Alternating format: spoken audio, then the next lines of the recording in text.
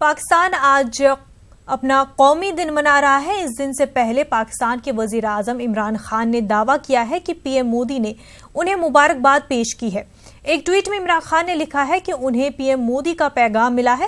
عمران خان کے بقول مودی کے پیغام میں کہا گیا ہے کہ اب وقت آ گیا ہے کہ برصغیر کے لوگ دہشت اور تشدد سے پاک ماحول میں مل کر امن، ترقی اور مستحکم خطے کے لیے کام کرے۔ آپ کو بتا دیں کہ مرکزی حکومت نے دہلی میں پاکستان ہائی کمیشن میں پاکستان نیشنل ڈے پر کسی بھی سرکاری نمائندے کو جانے کی اجازت نہیں دی ہے۔ پاکستان نے جموں کشمیر کے علیحدگی پسند لیڈروں کو بھی تقریب میں مدعو کیا تھا۔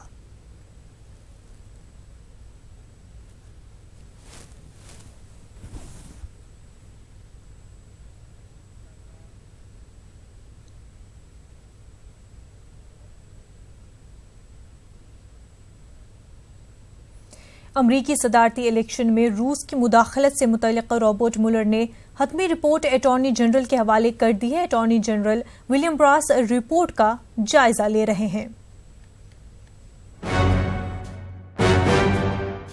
21 مہینے کی طویل تحقیقات کے بعد رابرٹ مولر نے اپنی رپورٹ اٹارنی جنرل ولیم بر کو سونپ دی ہے۔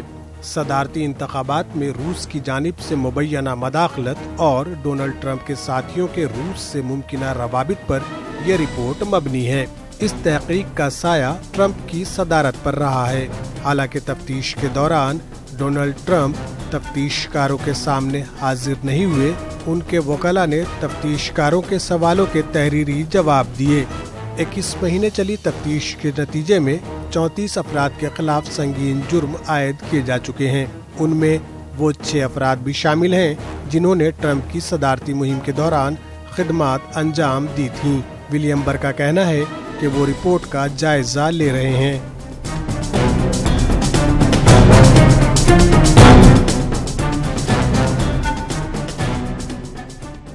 رابرٹ مولر کی رپورٹ اب تک صیغہ راز میں ہے۔ اگلے اقدام کا انحصار ٹرمپ کے اٹارنی جنرل، کانگریس اور ممکنہ طور پر وفاقی عدالتوں پر ہوگا۔